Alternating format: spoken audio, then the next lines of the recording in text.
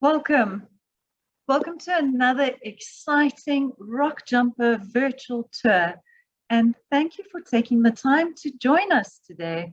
My name is Nikki, and it's an honor to host today's webinar together with our guest speaker, Rockjumper tour leader, Greg de Klerk. Welcome, Greg. It's been a while since our Dream Destination webinars took a turn through Africa, and given that Southern Africa has been a hot topic in the news lately for other reasons, we thought it most fitting that today we will be featuring an exotic virtual overland experience covering Namibia, the Okavango Delta, and Victoria Falls. Much has been written about Namibia's wide open spaces, night sky, dramatic scenery, and amazing wildlife. And it is truly one of the finest safari destinations on the planet. Add to this the rich vegetation of the Okavango Delta, the mighty Victoria Falls, and you have the making for a very special virtual tour today. Greg de Klerk is back in the saddle as he showcases the wonders today of this remarkable part of the world, featuring the iconic Etosha National Park, the Namib Desert, and a plethora of special and endemic birds. Welcome back, Greg, and thank you. The floor is all yours. Thanks, Nikki. Thanks, everyone, for joining me. Welcome. This is definitely one of our most popular tours through Africa, and it's with good reason. It's a fantastic trip to start up on. So let's get the ball rolling. Sorry, just going to... Right. So we're going back down to the southern part of Africa. On my last trip, we touched right on the southern tip of Southern Africa. In this case, we're going to the three countries just up to the northwest and north of South Africa in Namibia, Botswana, and Zimbabwe. The trip that we normally take across here is an overland tour that includes most of central and northern Namibia, northern Botswana, and the Victoria Falls. During this trip, we encounter 5 different species of babblers normally. There are 7 francolins and spurfowls, 7 bustards and korhorns are possible across this. Also 7 nightjars, so all 7 species we can encounter.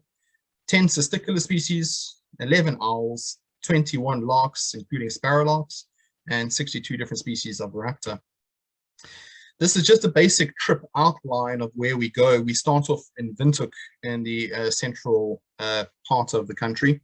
We move down towards a place called the Spitzkoppe Pass, Namib, and we then go through the Namib Norcliff Desert, heading out to the west towards Walvis Bay and Swakopmund.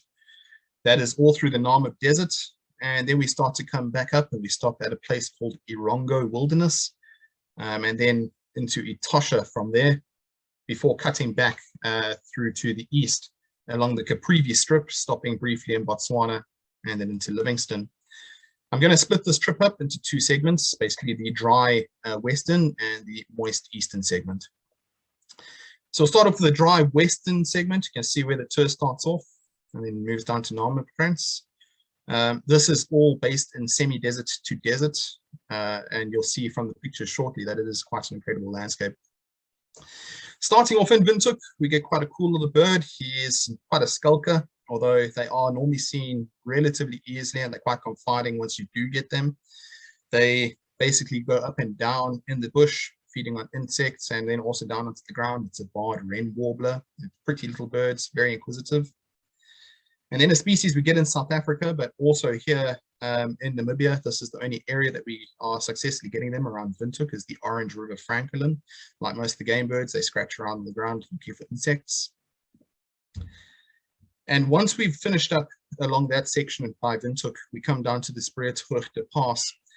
In terms of the pass, it's one of the steepest passes in Africa, and literally at the top, you look down straight onto the Namib Norcliff National Park.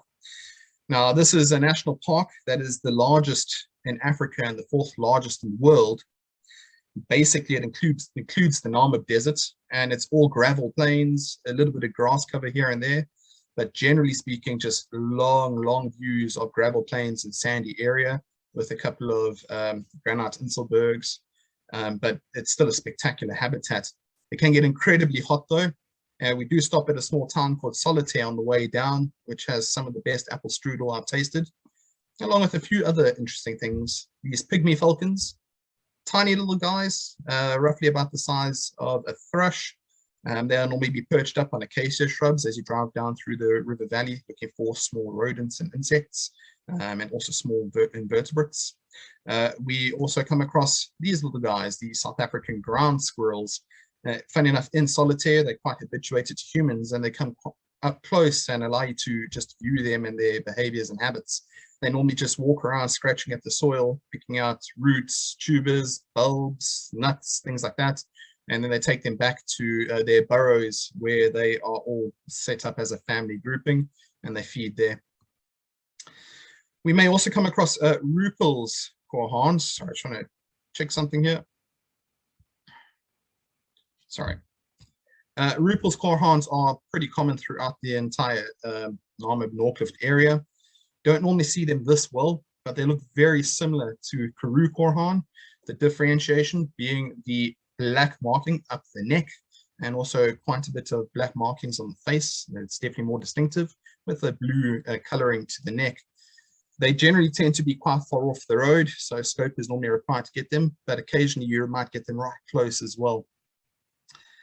I've used these guys before, the Ludwig's bustard. These guys are found also normally quite shy, moving away from the road in slightly more grassy habitats near acacia-lined riverbeds. And then one that we get in South Africa as well, but this is one of the few areas you can find this bird in Namibia, is the Karoo long-billed lark that moves about scratching underneath shrubs, trying to get insects and the like. It's got a very characteristic call, often sitting on a fence post. They let out this very high-pitched whistle that descends, and then they may also do a flight display where they fly up into the air and then drop back down onto the next perch. Along the route, we will definitely encounter sociable weavers. On almost every telephone pylon, they'll build their nests, and there are some massive nests in Namibia. These guys often come out of the nest early morning, they feed on the ground, and then in the middle of the day, may go back up and into the nest, and then come back in the late evening once again.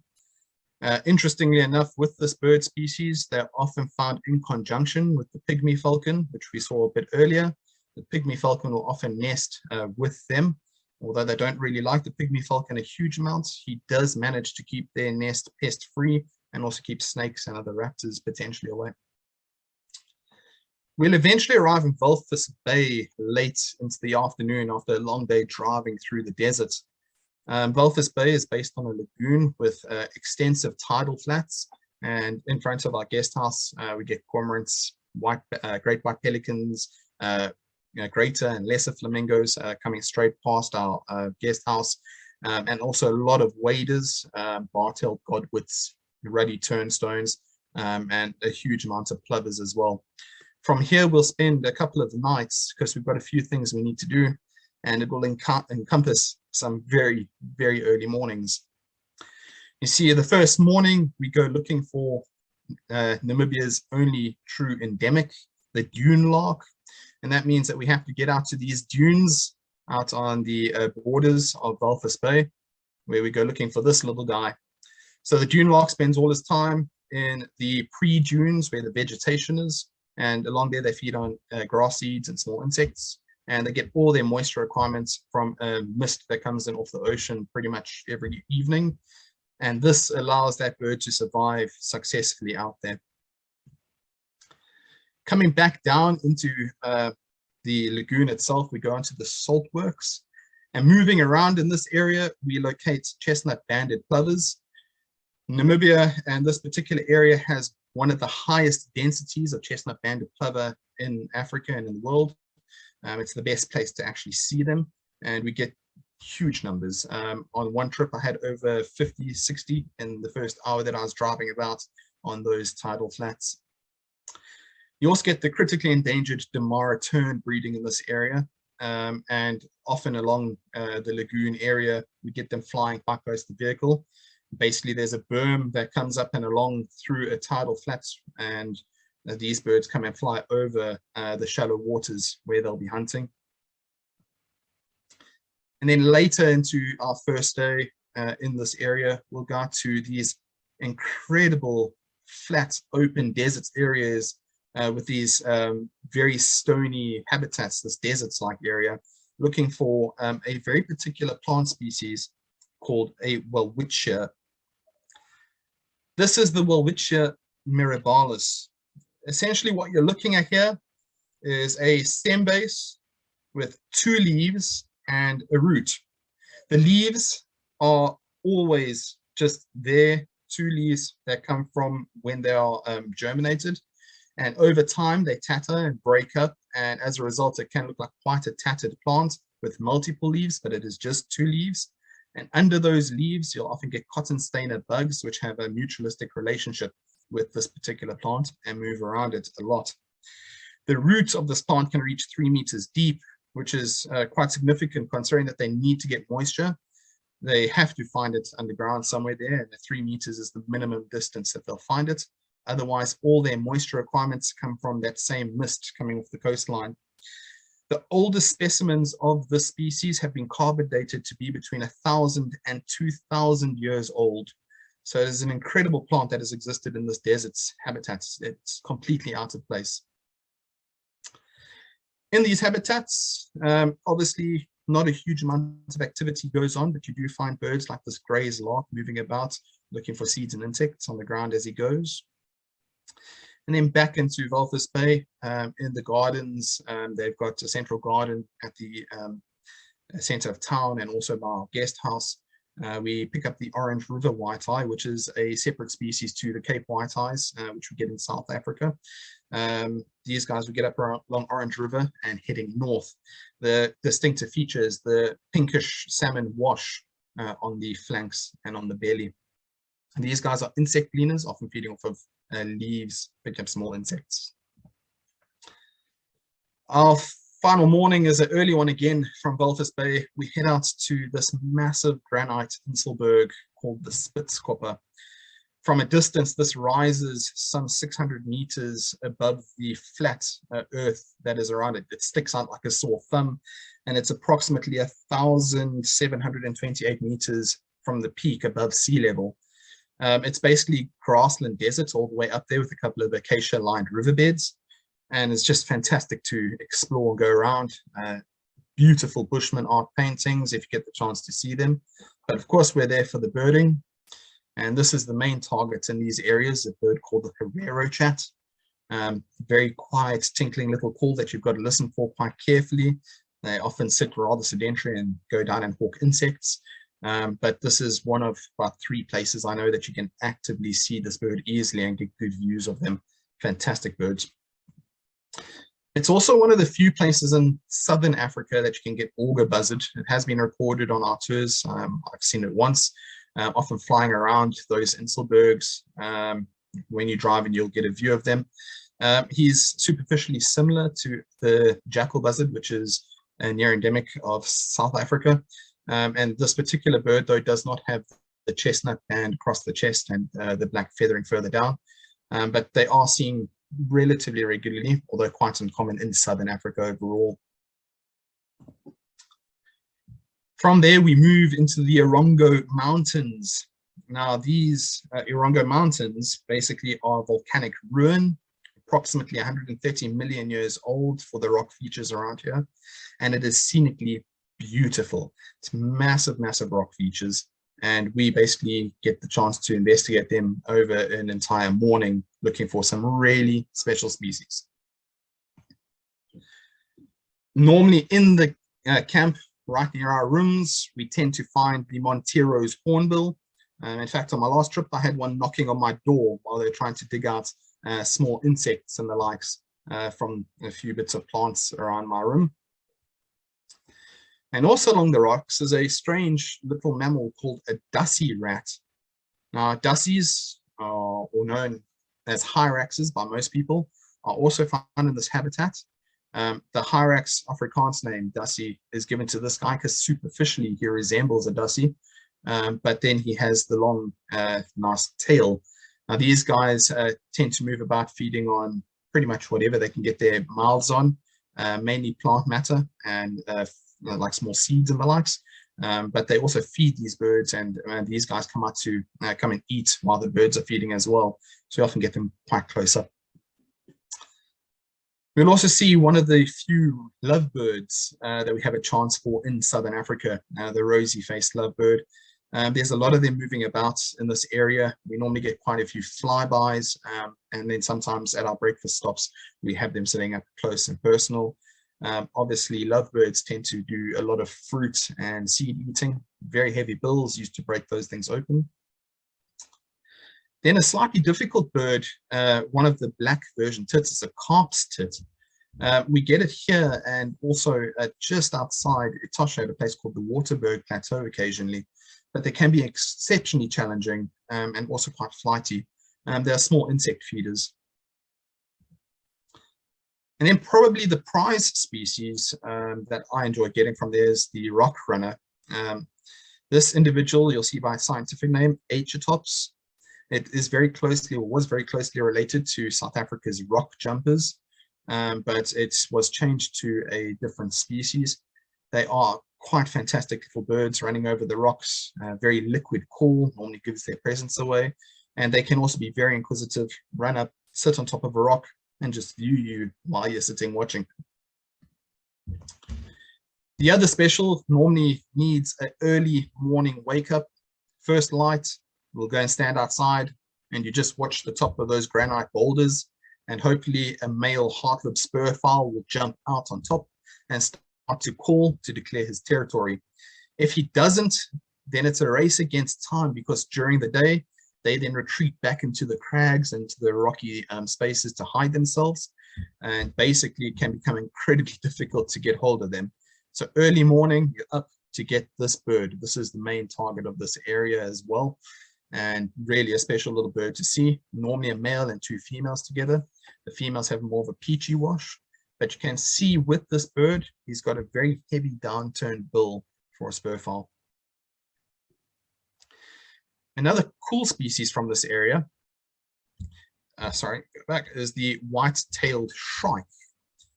Now the white-tailed shrike, insect eater, looks like he's got a very short tail.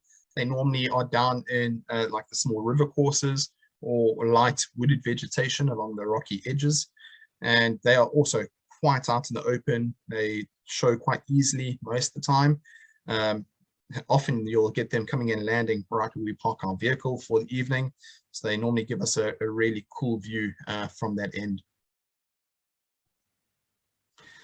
And then a pretty difficult parrot that we at times can struggle to see is the Rupel's parrot. Thankfully, we've managed to get a couple of locations for them. But just along an area called the Khan River, as you head through towards Etosha, we pick up the Rupel's parrot, or near Etosha, we've managed to find them. They are fruit eaters, spending a lot of time up in the canopy, and often give their call or their location away by their calling.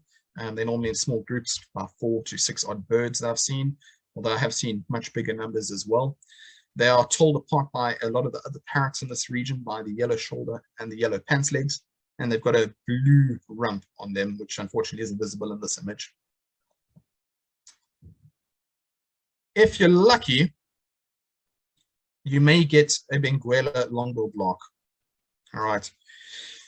The Benguela long-billed lark, very simply, is located in an area close to the Brandberg Mountains, which is quite far west of our route. Sometimes if I've had a bit of luck, finally managed to get that way, sorry. Sometimes if I've had a bit of luck, I've been able to get this bird out on the trip back from Victoria Falls in the late afternoon before arriving at Erongo. Time constraints are quite an issue for him, but like the other long-billed lark, spend a lot of time on the ground, running between shrubs, digging up insects and small beetles and the likes. It is only found in that area going north to Angola, whereas the Karoo long-billed lark is only found heading to the south. We'll eventually arrive in Etosha later in the day, where this is a pretty common scene that will greet us. These large white elephants. Now that is because of the calcrete soils in Etosha. Often there are large sandstorms in Etosha in the winter months, and these elephants get covered in mud, and this calcrete soil just sticks to them like a complete painting. It's these big white ghosts that you see moving through. These are 3 big males that were encountered along the route. We may also come across quite a few waterholes that have a lot of activity, you'll see shortly, but these red-necked falcons are occasionally around waterholes. In this case, he's managed to catch himself one of the most common species on this trip, a red-billed quelea, which he's having a good meal of. They're often associated with palm savanna as well. There's a section on the route to Etosha where we come through some palm savanna where I've had them, but they're relatively prevalent through most of Etosha. This is a very common sighting in Etosha. It's very dry, it's desert-like, and water is the lifeblood for everything. And as a result, you start to see a lot of these animals coming through to these water holes. Now, you'll get mixtures of animals. I've had springbok with lions, with zebras, with elands, with in this particular image, you can see springbok in the foreground, followed by gemsbok or oryx in the middle, and then plains zebras at the back. Water is so important that these mammals flock to get in and drink as much water as is possible at different times. And the more animals that are drinking together, the more eyes that are available to see predators coming down to potentially hunt them. You even get ostriches and kori bustards coming down, and a few other cool bird species as well.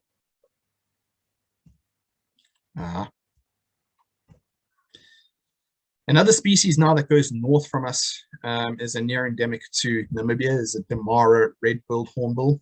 The major features here are the very white face and the very dark eye.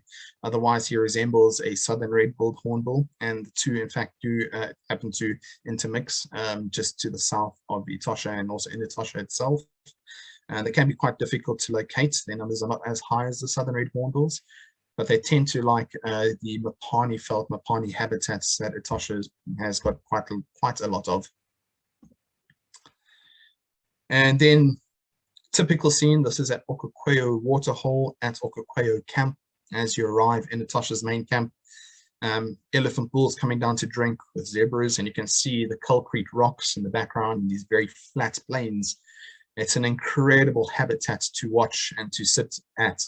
And in the evening, you can sit and watch thousands of double-banded sandgrouse coming down to drink at this particular waterhole, and even have black rhinos, lions. I've had leopard coming down to this particular waterhole, and there's benches, and it's all set up so you can sit in the comforts of the camp with an electric fence in front of you, watching these animals come down to enjoy this habitat.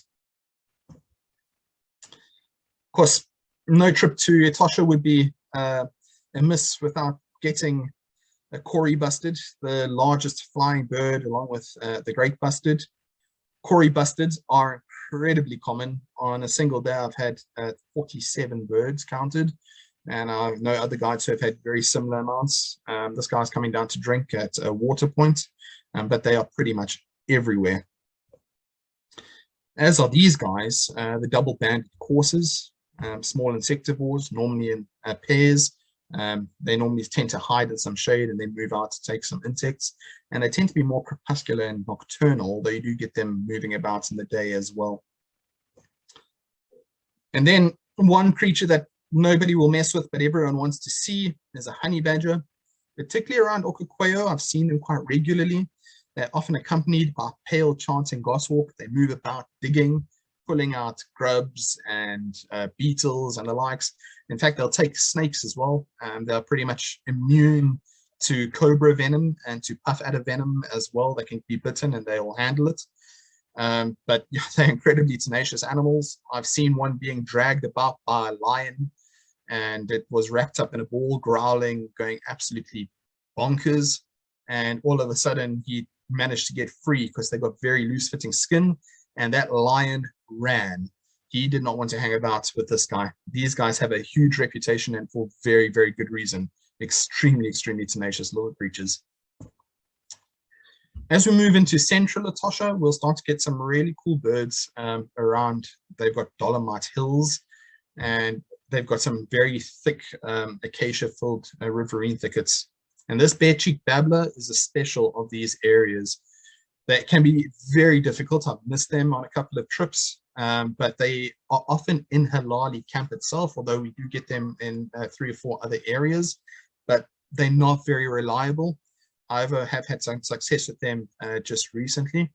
And you can see the little black markings on the face where the bare cheeks are.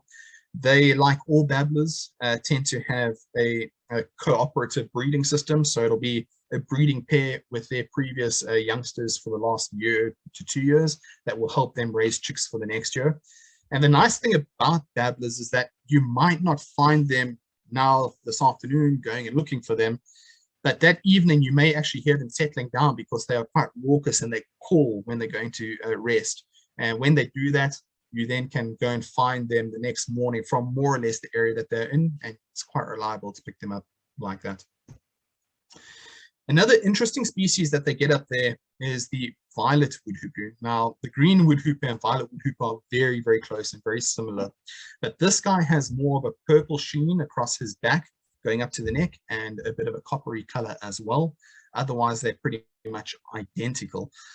We also get these guys down by the Khan River around the Erongo area, but it's not so reliable. Halali camp, we tend to get them far more regularly in the camp itself. We normally go walking to actually find them and the bare-cheeked babblers.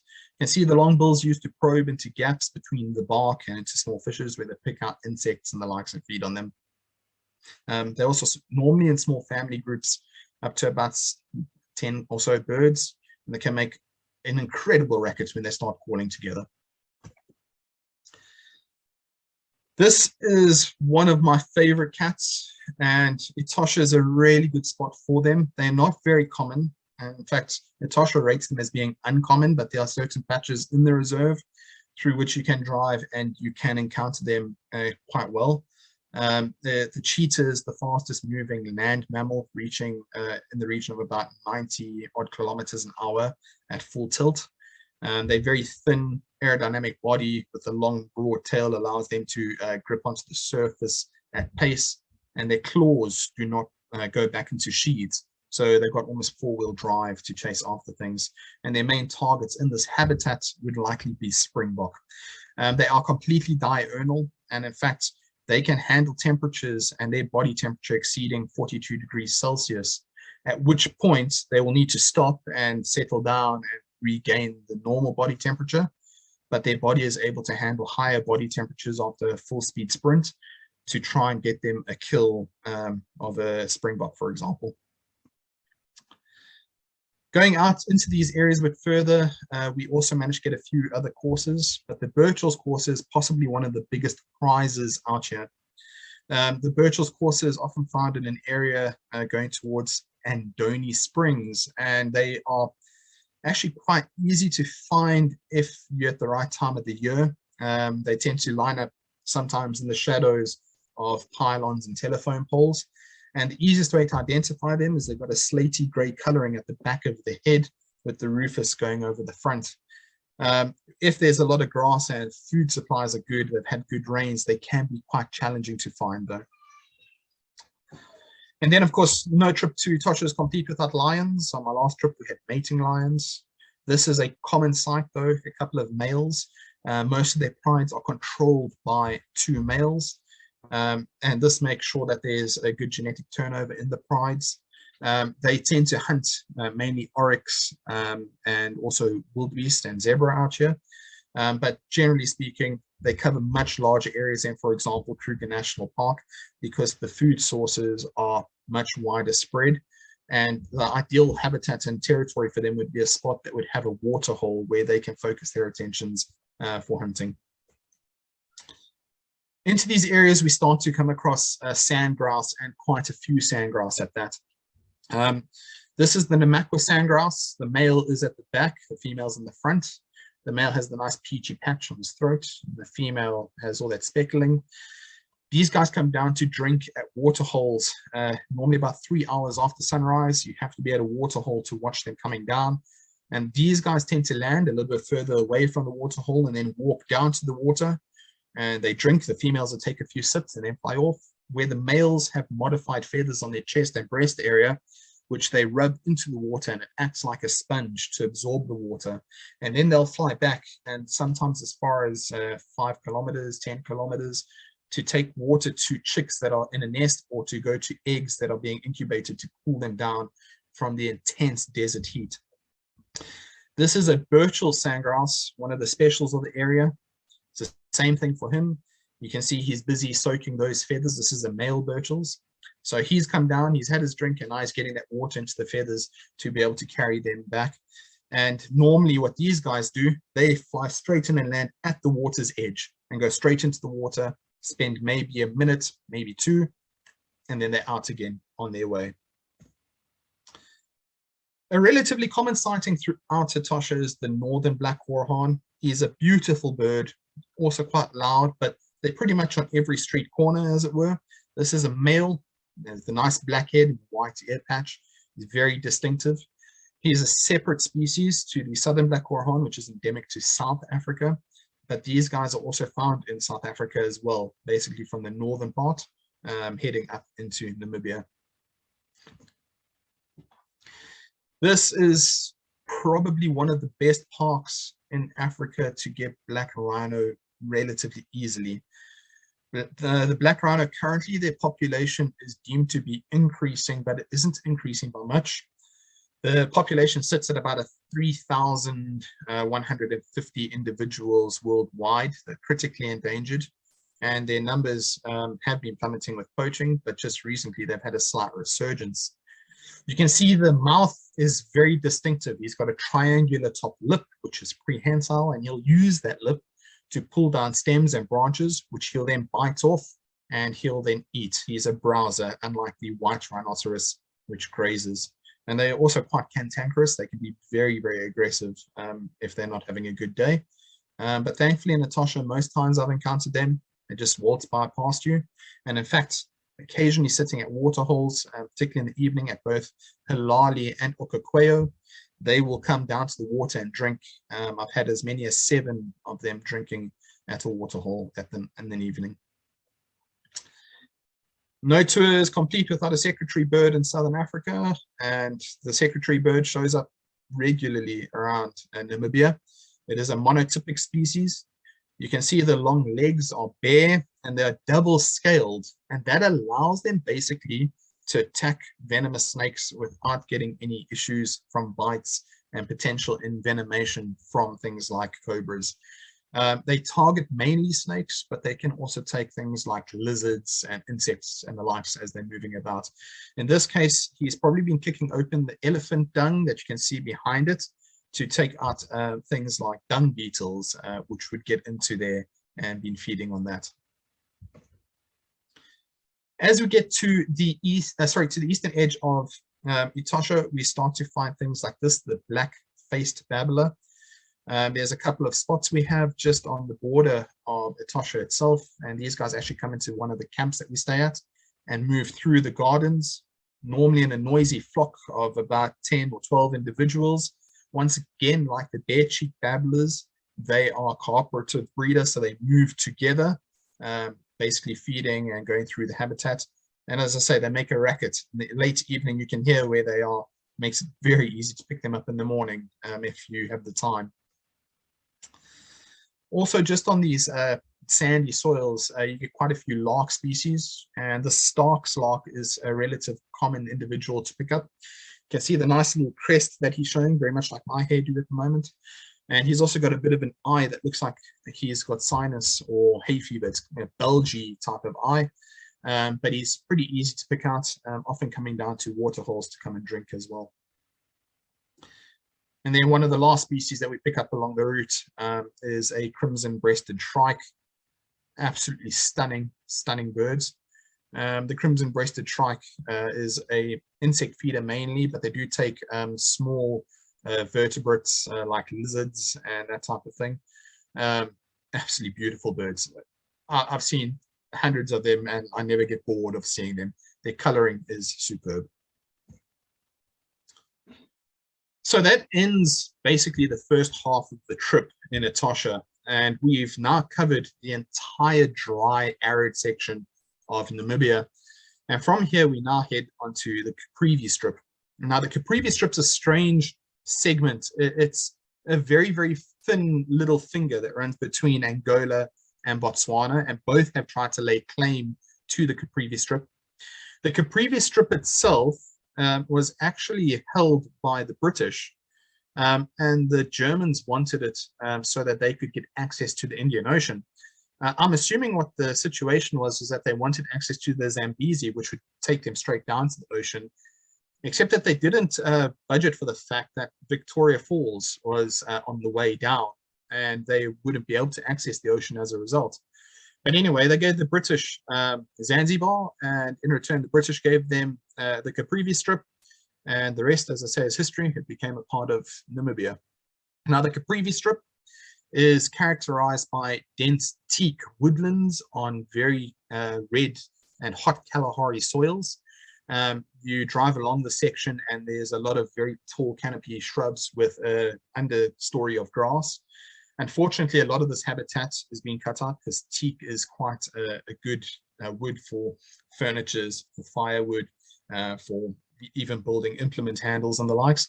And the local community up here is very poor, so they do tend to cut it out. In these woodlands, though, you pick up things like this rufous-bellied tit. They're often associated with bird parties. These individuals I find quite regularly around mistletoe, moving through, taking insects like bees and the likes around the mistletoe. And then they'll move along with yellow-fronted tinkerbirds and the likes going through a habitat. You normally have to walk quite a bit and stop and listen for them. And most of the time we get there quite late in the afternoon, so it's normally quite warm and they don't call a lot, but you might get 2 or 3 calls. And then you hope that you can actually get onto them. They can be very tricky in those habitats, but you do normally have a chance to get back in the morning and try for them in those habitats again. This is a bogey bird for me. I'm still missing it. I've tried. It's a Sousa shrike, and the Sousa shrike actually has quite a wide distribution, but it's patchy. It comes all the way down basically from Malawi into Angola. They've had records even up towards southern Rwanda, and they come down to us at a particular point around about August into the woodlands, and then they come and feed on insects and the likes. It's quite a difficult bird. I've tried 4 or 5 times for it and missed it. Some of the guys have been lucky and managed to get shots like this in that habitat. They can be really tricky in very hot conditions, but a superb bird to locate and see. This is another one that's incredibly tricky as well. Again, its range only just comes into northern Namibia and slightly into northern Botswana. And it's a bird that's uncommon. You're not going to find it easily. We have a couple of spots that we try regularly, and I've come across it probably about 50% of the time on my tours. But the sharp-tailed starling, normally moving in groups of up to about 20 birds, they fly into an area and spend a lot of time on the ground feeding, often in association with other starlings. But their distribution also goes all the way up to like western Tanzania, Rwanda, down the rift, and then down to us. I haven't put a lot of cisticolas in, but I do like cisticolas. This is a tinkling cisticola. They are found in these woodlands. They are unobtrusive. They don't call a huge amount, but you normally see them pop up and sit on top of a log exactly like this guy's doing. They're generally insect eaters moving around, quite happily taking what insects they can achieve. And then a bird that's restricted pretty much to these teak woodlands right across through to the Vic Falls is the Bradfield's hornbill. He's got quite a nice big cast on his bill, and also a nice yellow eye. Overall, a very easy bird to find in the right habitats. Whenever you're in those woodlands, you just keep an eye out for them, and you normally manage to find them along that route.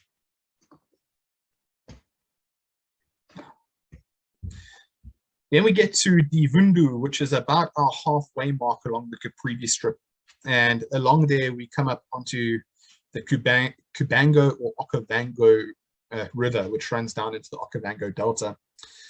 At the right time of year, the floodwaters have subsided enough that rock pratincoles make their way down all the way from basically the north in Angola down to us in Namibia at that point. And we often get them along the rocks. So that'll be more or less about August, September, if you're lucky. You start to get them coming down. And then by April again, they've vanished. They tend to roost on the rocks. So you stop along next to the rivers and you just watch these large boulders, and these guys normally sit right up on top of them. And yeah, I've had them quite regularly over the right time of the year.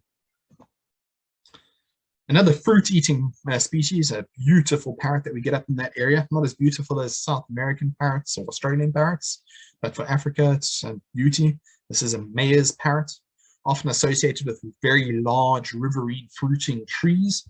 They often fly in the early morning and spend an entire day up in the canopy just taking apart any fruits they can get. And there's normally like 5 or 6 individuals moving through the same tree together. Then we move into the Mahango Game Reserve, which is basically a reserve that borders the Mahembo border post going into Botswana. And here we start to get some very special mammals. This is a roan antelope. It's a relatively uncommon and rare antelope found in wooded but dry wooded habitats, but they're completely dependent on water, and they need grasses that are low to medium length to feed on. You can see yellow-billed oxpeckers on his back. That's a relative feature of most of Namibia, is yellow-billed oxpeckers along the Caprivi Strip. They actually like donkeys quite a bit. If you see a donkey, you'll normally see oxpeckers on there. And of course, the oxpeckers are removing the parasite load of this male roan antelope. And we also get this interesting starling as well. It's a Meaves's starling. You can see the very beautifully tapered tail and the nice purple sheen to them. These guys are quite common through this northern section of Mahango Game Reserve into Botswana. Like with other starlings, they generally tend to take fruits and occasionally insects as well. And then beautiful sable antelope pretty much are the same as the roan. They like slightly longer grasses, but they're also very dependent on water. So in Mahango Game Reserve, we drive past water points as often as possible to try and get these types of mammals. They're very special to see in Southern Africa.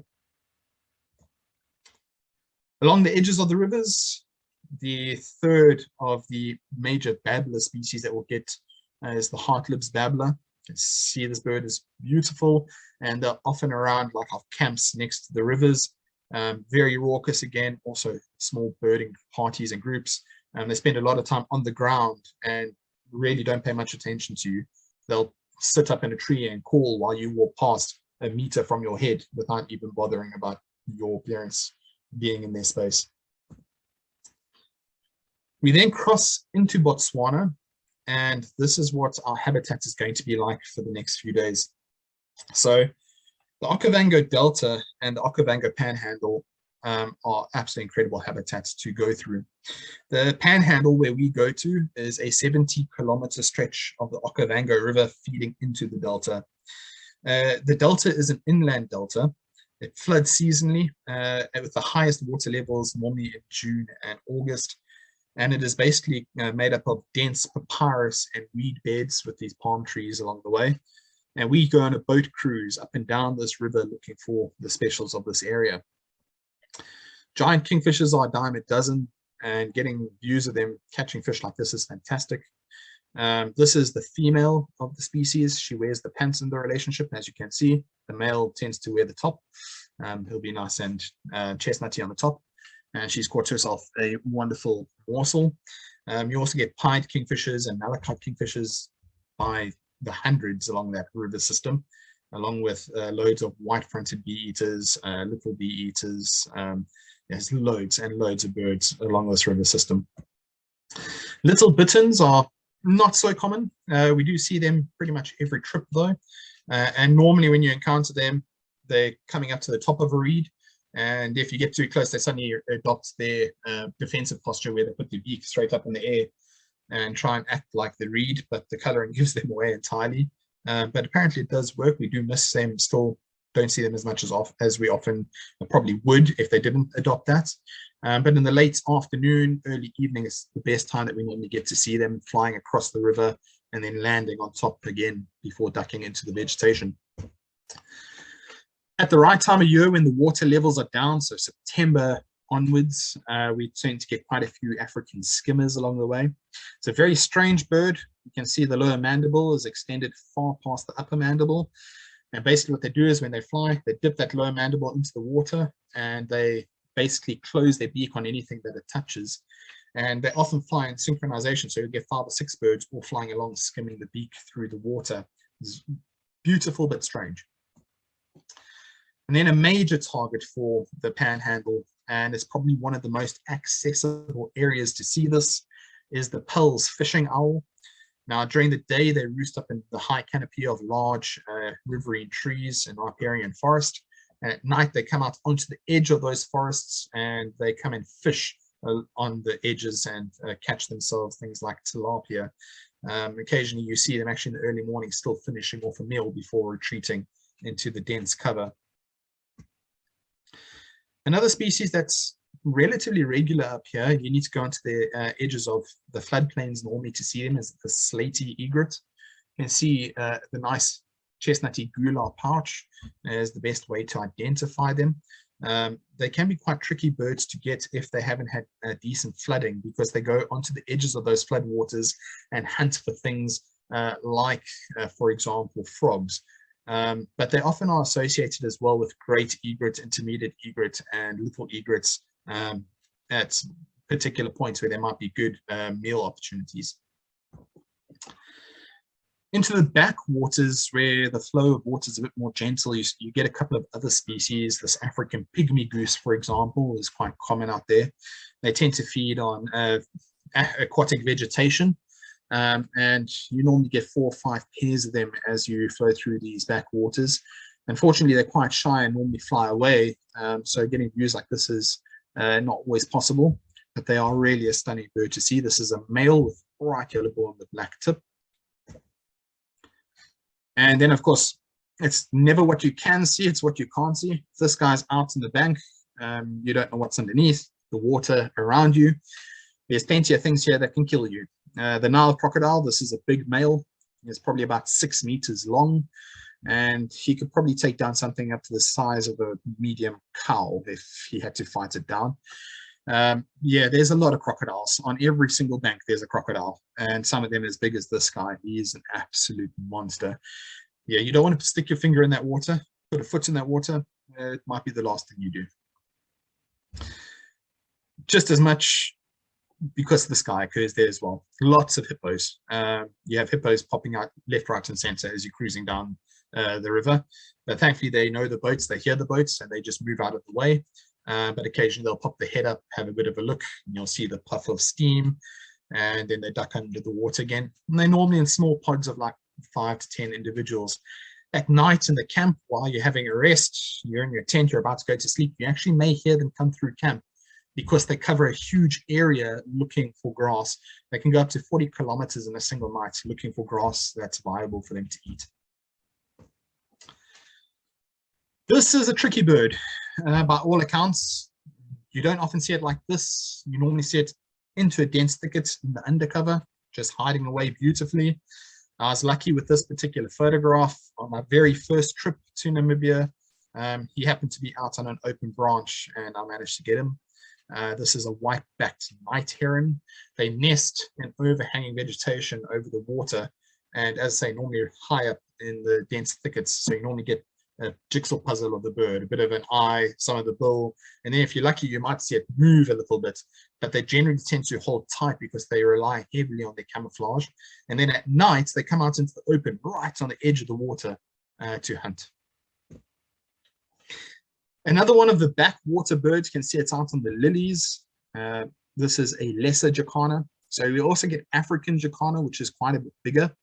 But the lesser jacana moves steadily over the lilies as well, taking small insects and things off of the water surface.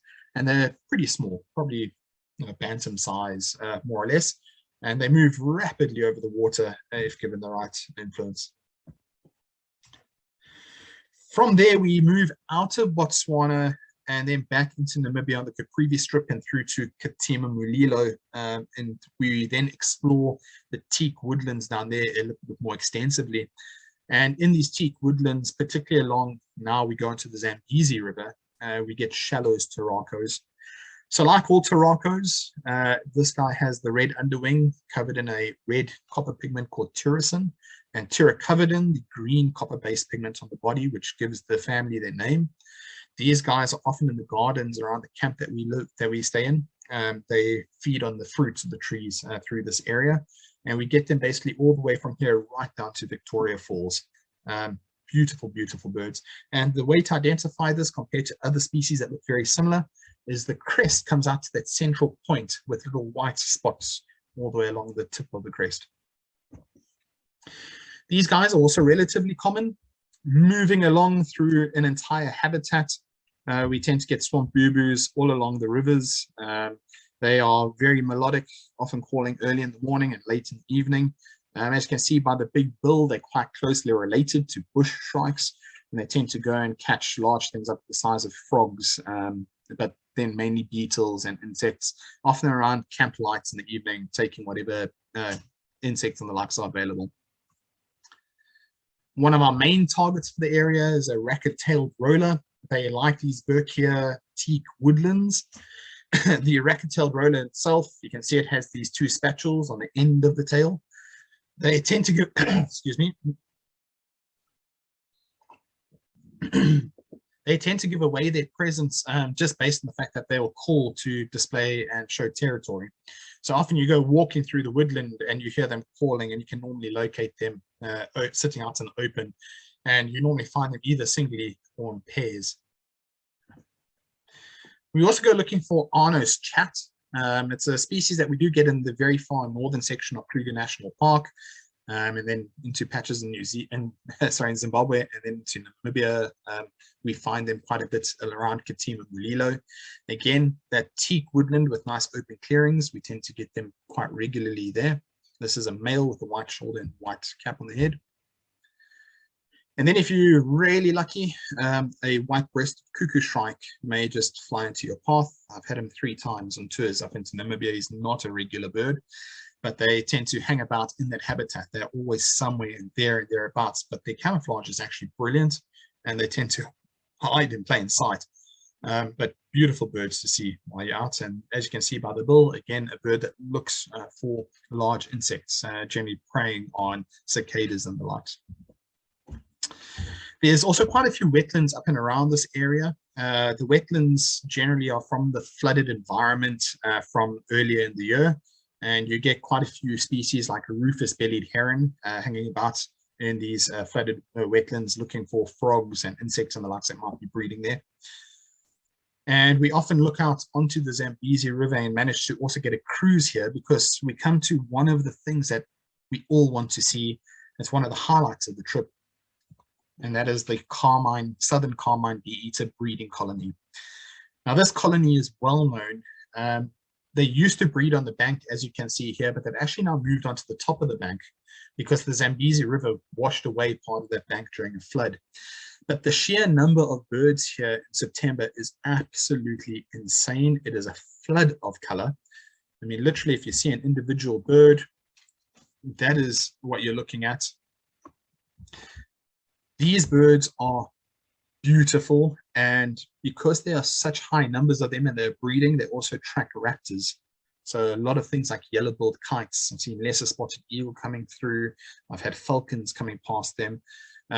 They will fight and actively defend against them, but these birds are always at that site as they arrive. They're an intra-African migrant, so September they arrive and they start opening up their burrows, and they get in as deep as possible to start breeding while the floods are not there.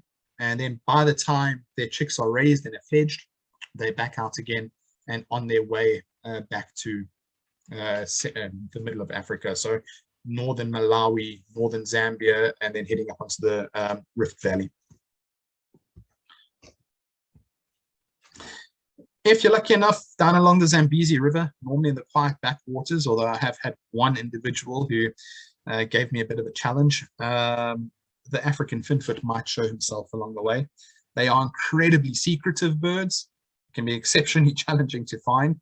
On my very first trip, I was standing with a guest and he asked me what the loon-looking bird was swimming across the rapids.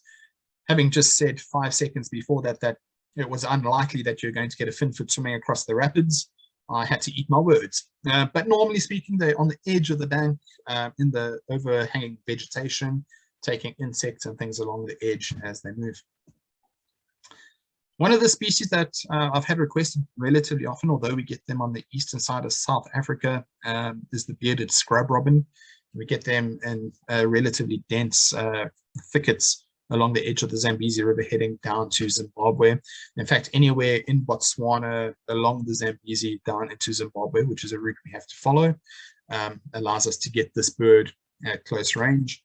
They tend to like thickets, so they'll fly up and have a brief look at you and then duck back into the thickets again.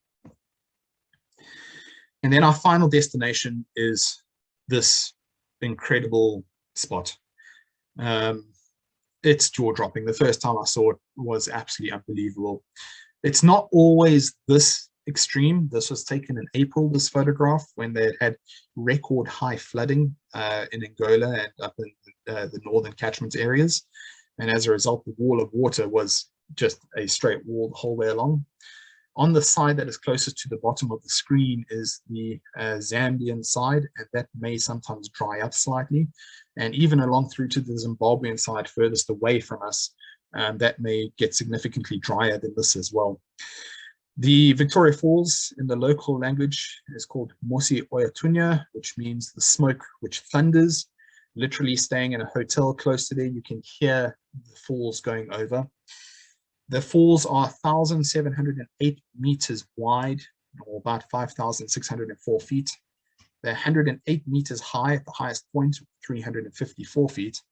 And that basically makes this the largest sheet of falling water in the world. It's approximately 2 times higher than Niagara Falls, just to give you a rough indication. And it all falls into that chasm and then goes out through the middle channel that you can see going under the bridge. It's the only exit point. From that bridge, if you ever have yourself a bit of excitement and you need an adrenaline rush, you can always go jump off that bridge and do a bungee jump there. It's one of the highest bungee jumps in the world. I'm not that keen, but some people have done it. But nonetheless, it's an incredible sight to see. While we're here, there are some birds that we do hope to find. Obviously, things like this tropical boo-boo, one of the ones I enjoy getting. He can be quite secretive, and it's on the southernmost edge of his range. We also get things like trumpets or hornbills. And then the other thing that is quite common through here is a collared palm thrush. These collared palm thrush are often on the edges of the river early morning. If you go down and you go for a walk along one of the paths, you're almost guaranteed to bump into one of these guys sitting on top of a palm tree calling. As you can see, they're insect feeders, but really stunning birds for that area. Well, guys, from me, that is all I have. It's been a pleasure, and I hope you've enjoyed it. Oh, great. Thank you so much, Greg. That was really, really good. Really appreciate it. And before we delve into Q&A, and we've got some great questions. Thank you so much. If you haven't yet, please just send us a question in the Q&A box, and Greg and I will stay on now and answer them for you. A quick note that our next webinar is with Adam Wallen on the Russian Far East, and that'll be January the 19th. So a little bit of a break now over the festive season. These webinars in the series are being offered free of charge. And if you would like to donate towards our local guides, our GoFundMe link is in your chat box. Right now, we're focusing on our local guides in Africa and Asia, with a big focus at the moment on our Madagascar local agents. At Rockjumper, we value our tour leaders, our Rockjumper tour leaders, and we know how much they value our local guides and local tour leaders. And we've created a division called Birding Direct. You now can benefit from local rates while supporting local businesses by booking your next adventure as well with Birding Direct. So to learn more about that and those tailorable tours, you can go to the website www.birdingdirect.com.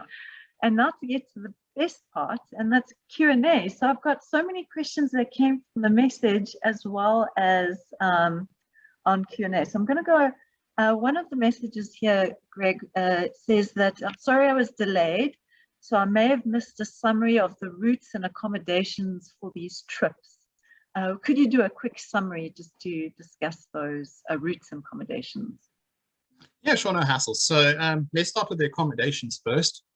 Accommodations are generally in small lodges or comfortable guest houses, mostly 3 to 4 star, really good accommodations with superb food. At Erongo, I don't know what the situation is now, but previously we've had luxury tented accommodation, but all the accommodations are top-notch, really good accommodations. In terms of the route, in fact, I'll just pop back quickly a little bit. Maybe I get some luck here. Just give me 5 seconds, Nikki, and I can actually just show that again because it's an important part. So with the route that we take on our Namibia tours, we tend to start pretty much in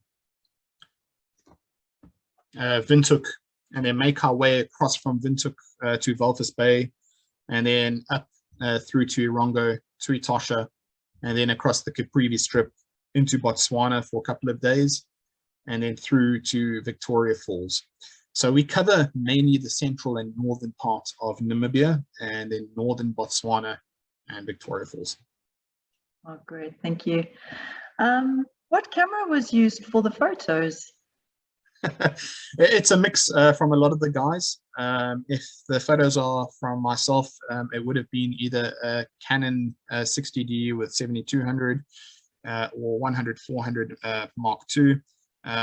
If it was Adam, he would have been using a 500mm lens on a 1DX or a 7D Mark II. If it was Marcus, he would have been using, I believe, a 1DX with a 500mm lens as well. I think Clayton's got I think a 7D. I'm not sure, he'll correct me, no doubt. But he's got a 400mm f2.8 lens. So a lot of pretty high-end equipment, but yeah, it does make quite a difference for the photographs. However, having said that, for most people that would travel on these tours, something as simple as a bridge camera would work brilliantly. Most of the stuff is up in close range.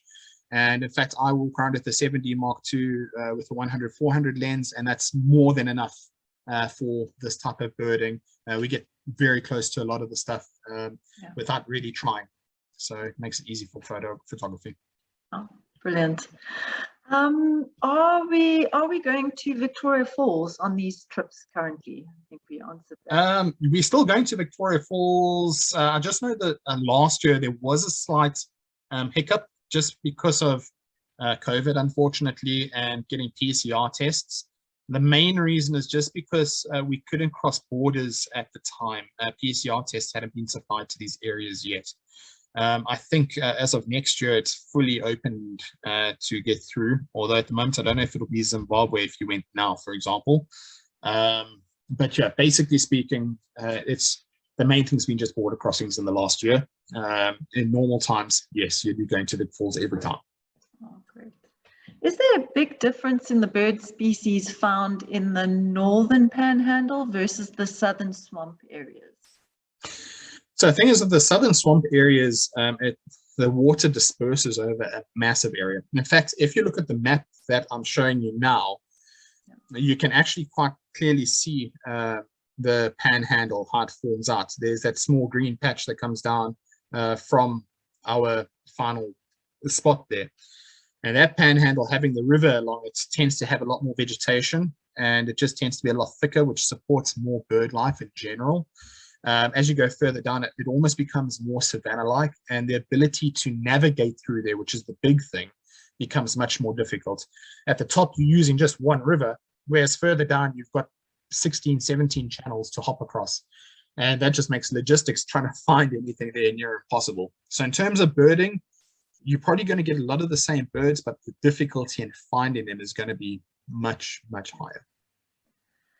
James here is saying, how often during your trips to Victoria Falls is there very little flowing there? Can it be predicted in advance, such as the El Nino or La Nino? Yeah, look, La Nina does make a huge effect. So at the moment, La Nina should be dumping a fair amount of rainfall onto the country and hopefully bringing some form of strong flow down to Vic Falls. It's not easily predictable, though. Like with most things, we know that our drought cycles and rain cycles tend to run on 7-year changeovers. But having said that, there's nothing that's ever predictable about nature from that degree. However, if you're wanting to get there to see it at its best, it's probably good to do it about April, more or less, because that is going to be the time when you're going to have the most flow going over the falls, maybe even a bit earlier. But generally speaking, dry season, you're not going to lose as much as what I've seen in the past when they had droughts. But you're still going to lose probably a good 30% of those falls. However, where we go to on the Zimbabwean side, it tends to get a lot more of the flow of water coming through. And I mean, in a spot like next to the Devil's Cataract, which is one of the main falls, you're not even going to realize that there's not that much water going over. It's just spray, you get wet. It's a rainforest the whole year. Ilse and Dave are asking, any chances of wild dogs? So yes, there are chances, but they're not really good, unfortunately. So Mahanga Game Reserve is the last spot I'm aware of that we had wild dogs. I've not had much luck with them. I know that I had guests that stayed at one of the private reserves just after the trip, and they had fantastic wild dog views as well, which they organized through TaylorMade. So there are sites that you can get to them, but they are quite few and far between. Unfortunately, there's been quite a lot of interaction with humans, and that never comes off well for wild dogs, particularly because they'll target livestock. So Mahanga Game Reserve is about your best bet, but there's not a huge amount of area that you can traverse. So it's just a hoping game, essentially. Yeah. Which of your Namibia target birds might be found more easily in Angola? From George. I think if you're going to do Angola, so there's actually a handful of birds that occur in Namibia, but like that Sousa shrike, you've got a fairly good chance. But if you go out right to the western edge as well of Namibia, so the northwest, you get to an area called the Kunene region, and you've got Cinderella waxbill, rufous-tailed palm thrush, and Angola cave chat. And they cross over the river into Angola as well, technically. So they all occur up there. But just Sousa shrike for me would probably be the one that I have a better chance in Angola with. But getting into Angola is a handful in itself on occasion. So yeah. Oh, I love Michelle's comment. Thank you so much. She said, my husband and I took this trip in 2015 with you, Greg, and I would highly recommend it. Thank you so much. That's lovely. Thank you, Michelle. Another one here is Jillian is saying, you offer this tour at several different times of the year. Is one date better for species count? Also, is July the coolest time to do the tour? Heat not being my favorite thing, from Jill. I totally understand, because I'm about to go into summer now and heat is not my thing right now. Yeah, no, so July definitely will be much cooler. It's not going to affect species counts hugely. Most of the species that are going to come down are going to be waders from the Palearctic. So, I mean, you can get those pretty much anywhere in Southern Africa. And that's mainly going to affect Walvis Bay. So much of your wader numbers will be down. But generally speaking, most of the species are there. And you're still looking at a good 300, 350 species during that period. And yeah, heat is a big thing, because when you hit the Caprivi Strip in summer, you're looking at about 90 degrees Fahrenheit, 85 degrees Fahrenheit during that route. In fact, on one day, the vehicle that I was traveling in was recording 46.5 degrees Celsius coming out of Vic Falls. And I have had guests in the past that have unfortunately suffered from dehydration, and that is during the summer months. So although the summer months are great for birding, everything's displaying, the habitats generally are very, very active. I don't see a huge difference between then and winter as per se. It is quite a bit colder though in winter. That must be mentioned. A jacket in the morning is definitely needed, but you'll sit in the middle of the day at temperatures of about 19-20 degrees Celsius, for example, in Etosha, as opposed to 30, 33, 34. Yeah. Another question is the carmine bee eaters. Can you see them in early summer trips? So it's a bit of a challenging one because in August is normally when they start arriving. I did 2 trips, 2019, I think it was, where my first trip up, I went through there in early August, or was mid-August, about 20th of August, I went through and we had nothing on the route. And 4 days later, I arrived back there and they were there. But yeah, September, so spring, they'll start arriving. By late August, early September, they're there. So early summer, if you're looking at, let's say, October, they should be there and starting to get themselves going, barring any change in climatic conditions further north that might affect the migration.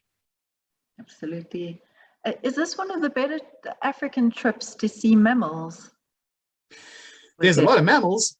It depends what mammals you're looking for. If you're looking for something different, this is the trip. South Africa has a lot of stuff, but our South African tour tends to focus on Kruger Park, where the primary focus in Kruger Park is on the big game. In this particular area, there's a lot of different smaller things.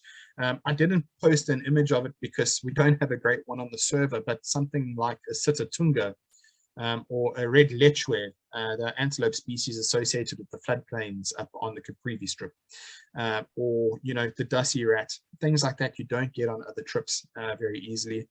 And for discerning individuals who want to have a bit of a different experience as well, there's an opportunity to go out into the deserts around Walvis Bay in the evenings, and they can go and look for scorpions and geckos and lizards and horned vipers and adders.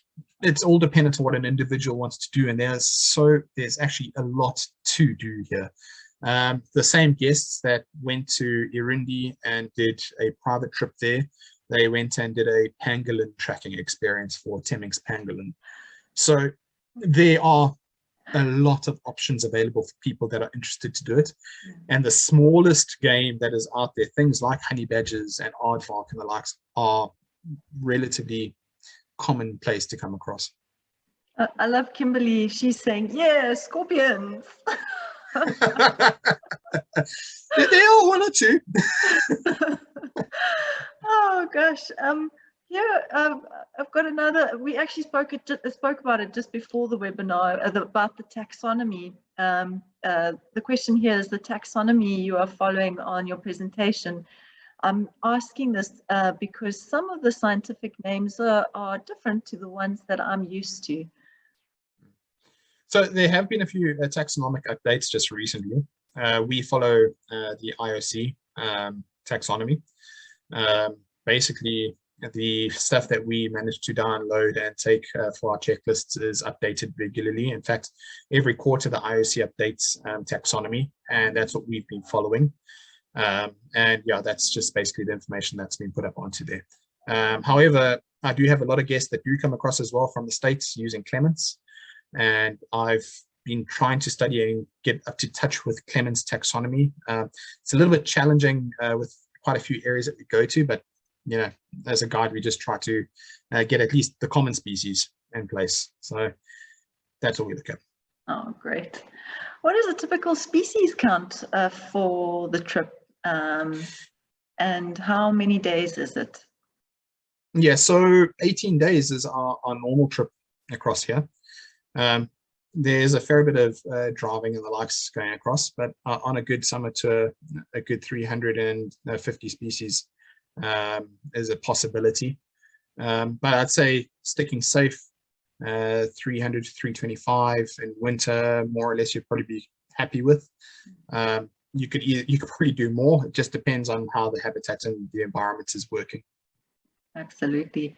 And the question that always comes up every webinar is, what is your bird book of choice for the area? Oh, so I've actually moved away from bird books to a large degree now, and I use apps nowadays. But for me personally, I've got 3 apps that I have on my phone. Currently, my main go-to app is the Roberts Birds of South Africa. I think it's version 7 or something along those lines. It is a fairly expensive app, but it is incredibly comprehensive in terms of its data that it gives you. It's not just a basic field guide. It's actually taken from a coffee table book, and it gives you all the information you could possibly think of, from breeding and their success rates right the way through to confusing species and how to tell them apart, which is very helpful on some occasions. Then for an environment like this, I also use Sasol eBirds, yes. And I do carry one major paperback book, which I think is absolutely pivotal for this trip, and it's Farnsey Peacock's LBJ book. It is the absolute birding Bible for South African LBJs. The drawings, everything, the subspecies accounts, can't beat it. Oh, lovely. How do you get to Windhoek? Is a question from Theo. So there's a couple of options, but the big thing is to fly into Hussein Kutako International Airport. So about 45 minutes west, I believe it's west of Windhoek, is Hussein Kutako International Airport. It takes all major flights from Zimbabwe, Botswana, South Africa. I fly directly from Johannesburg, and it's about an hour-and-a-half flight from Johannesburg, or a 2-hour flight from Cape Town up to Windhoek. And yeah, it's basically arrive and you transferred through and out quickly. Oh, brilliant. Let's see, what time of the year is best to see? Okay, we've done that. What time of the year is best to see southern carmine bee eater? But it's the Powell's fishing owl as well. And that's from. Cool. So Powell's fishing owls year round. You're not going to have an issue with Powell's. Basically, the only challenge that you get with Powell's fishing owl is what tree they may be roosting in. We've got a site that we go to, which is very well known, that the birds roost there regularly. And if the only time I've ever had issues that they were disturbed by elephants the night before, but I've never missed them on a trip, and we've got backup sites for them. And then yeah, the carmine bee eater, as I say, coming in, I'd say if you're there late September, October, you're going to be in the pine seats to get those birds coming into those nesting sites. I'd say aim for the October period. October, November, they're going to be at their peak coming into breed. Oh, lovely. And my very last question, and it's 2 questions, but I'll combine them together. Alan and Marcia. So Alan's asking, is most of the birding done from the safety of a vehicle or boat? Any chance of walking? And Marcia is asking, how long or difficult are the hikes? Okay, so Alan, to answer your question first up, a majority of it is vehicle based. It is an overland trip, and obviously going through places like Etosha, for example, we spend the better part of 5 days going through Etosha, where you're not allowed to exit the vehicle unless in designated areas. So that obviously puts a bit of a damp on that, for example. And then, of course, the boat up in the Okavango Delta, it's an open edge boat and you get right up to the side, so birds are relatively close by. But having said that, on the first day, we explore the Gummam's water treatment works around when we get up to the top, up around the Caprivi Strip. There's a lot of getting out and walking. And to answer for you, Marcia, I'm not sure in terms of your fitness level, but Sham, unfortunately, I had a guest who, as she climbed off her plane in Windhoek, fractured her ankle. And my suggestion to her was to see how things went, and she was in a moon boot, and it was really difficult for her in a moon boot, but for most average fitness people, it's pretty straightforward. It's flat conditions. It can be a touch strenuous on the softer soils, but for the most part, the walking is relatively straightforward. Basically, once we've left Etosha, there is a lot more walking that's involved going through places. Victoria Falls is an entirely walkabout park, and yeah, we just take it as each day goes. It's basically drive up, stop, jump out, and we walk for maybe 2-3 hours to see what we can find in each habitat. Are the vehicles open or closed vehicles? So recently, I'm not sure what the update is now, but recently we were using closed safari stretched land cruisers. So if you've ever been to East Africa, a similar idea with a pop-up roof, and it supports 8 people in the back, essentially. So nice suspension, air conditioning, a cooler box with all the cool drinks and water that you need while you're going. You always need something to drink in those dry conditions. But yeah, it's a proper safari vehicle. Oh, great. Thank you so much. And I think that is the last of our questions. So from all of us from Team Rockjumper, we want to wish you all a safe and happy festive season. Greg, thank you for your time. I know the effort and the work that you put in and the passion that you show. Really, really thank you so much. So from all of us, thank you so much and enjoy the rest of your day. We'll see you in 2022. Cheers, guys. See you soon. Thanks, Nikki. Bye.